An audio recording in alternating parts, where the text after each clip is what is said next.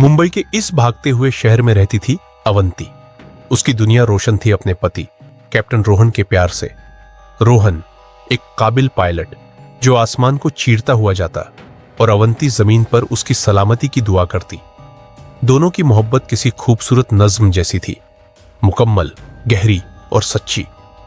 अवंती की सुबह रोहन की मुस्कान से शुरू होती और रातें उसके वापस आने के इंतजार में कट जाती। लेकिन किस्मत को शायद उनकी ये बेपनाह मोहब्बत मंजूर नहीं थी। एक दिन बारिश की एक तूफानी दोपहर में खबर आई कि रोहन का विमान क्रैश हो गया है। यह खबर सुनते ही एक पल में अवंती का हंसता खेलता चेहरा मुरझा गया। वो एक पायलट की बीवी से एक विधवा स्त्री बन चुकी थी। उसकी दुनिया का सूरज हमेशा के लिए डूब गया था। कुछ दिनों बाद रोहन की शोक सभा रखी गई। घर रिश्तेदारों और दोस्तों से भरा था। हर कोई नम आंखों से अवंती को तसल्ली दे रहा था, लेकिन अवंती की नजरें दरवाजे पर टिकी थी, मानो उसे अब भी रोहन के लौट आने का इंतजार हो। तभी उस भीड़ में साहिल आया। साहिल रोहन का सबसे जिगरी दोस्त था, लेकिन साहिल की आंखों में जो था वो सिर्फ दोस्ती का गम नहीं था। साहिल अवंती को तब से पसंद करता था जब रोहन और अवंती की शादी भी नहीं हुई थी, लेकिन अवंती ने हमेशा रोहन को ही चाहा था। आज रोहन को खोने के बाद अवंती को इस हाल में देखकर साहिल की हमदर्दी के पीछे उसकी बरसों पुरानी हसरत भी जाग उठी थी। साहिल ने अवंती को रोते हुए देखा। वो उसके पास गया और उसके कंधे पर हाथ रखा। अवंती, संभालो खुद को। रोहन जहां भी होगा तुम्हें इस हाल में देखकर खुश नहीं होगा। उसकी आवाज में दर्द था, लेकिन उसकी नीयत में खोट था। उस दिन के बाद साहिल का अवंती के घर आना जाना रोज का हो गया। वो कभी किराने का सामान ले आता तो कभी बस घंटों बैठकर रोहन की बातें करता। वो अवंती को यह यकीन दिलाता कि वो इस दुनिया में अकेली नहीं है। अवंती जो अपने पति के जाने के बाद एक गहरे अकेलेपन और वीराने में डूब चुकी थी, उसे साहिल का यह साथ एक सहारा लगने लगा। वो भूल गई थी कि डूबते हुए को तिनके का सहारा भी बहुत लगता है, चाहे वो तिनका खोखला ही क्यों ना हो। साहिल उसकी इस कमजोरी को, उसकी जरूरत को बखूबी समझ रहा था। वो जानता था कि अवंती इस वक्त कितनी नाजुक है। एक शाम बहुत तेज बारिश हो रही थी। घर में सिर्फ अवंती और साहिल थे। अवंती रोहन की तस्वीरें देखकर रो रही थी।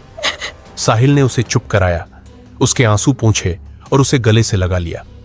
अवंती जो महीनों से किसी के अपनेपन के स्पर्श को तरस गई थी, वो साहिल के उस आगोश में सिमट गई। वो एक ऐसा पल था जहां गम, अकेलापन, हमदर्दी और हवस के बीच की महीन लकीर मिट चुकी थी। साहिल ने अवंती का फायदा उठाया। उसने अवंती को महसूस कराया कि वो उससे प्यार करता है और वो उसकी जिंदगी के इस खालीपन को भरना चाहता है।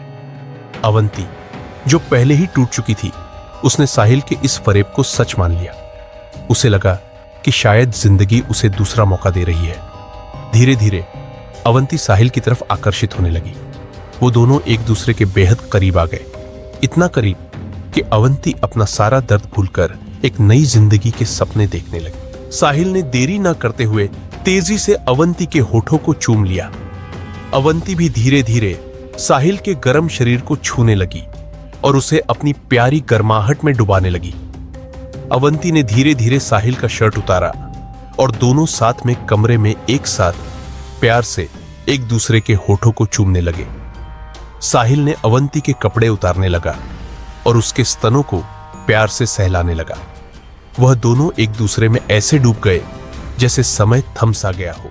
लेकिन अवंती को यह नहीं पता था कि जिस साहिल को वो अपना हमदर्द समझ रही है, वो असल में एक शिकारी है। एक रात अवंती की नींद खुली। साहिल उसके पास नहीं था। वो बालकनी में खड़ा फोन पर किसी से धीमी आवाज में किसी से बात कर रहा था। अवंती पानी पीने के लिए उठी और उसके कानों में साहिल की आवाज पड़ी।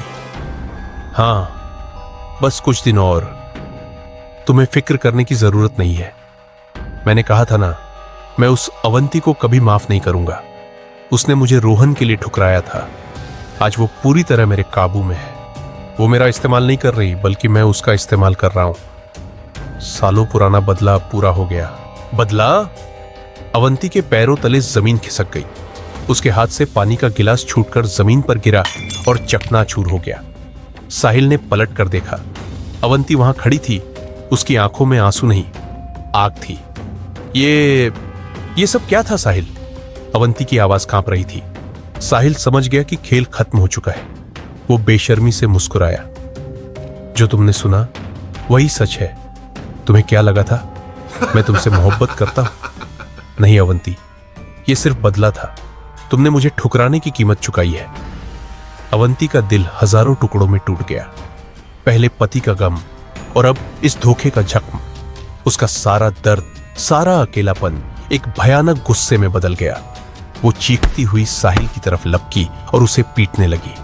दोनों के बीच हाथापाई शुरू हो गई। साहिल ने अवंती को जोर से धक्का दिया।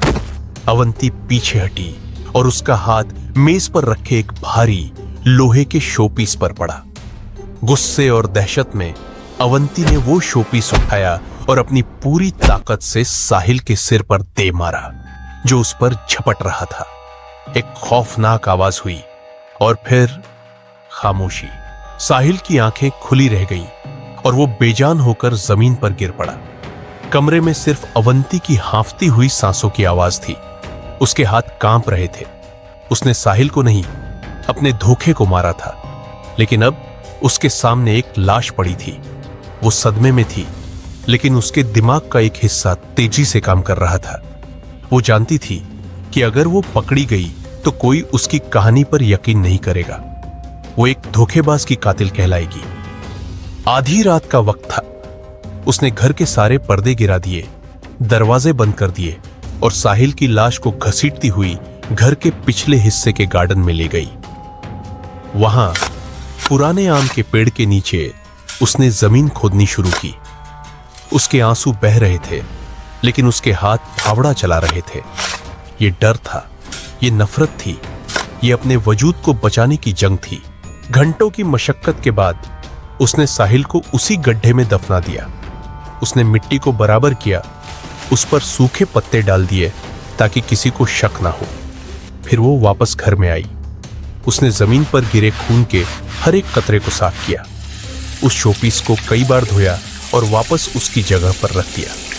उसने साहिल के फोन को तोड़कर पानी में बहा दिया। घर का हर वो कोना साफ कर दिया जहां साहिल के होने का कोई भी सबूत था।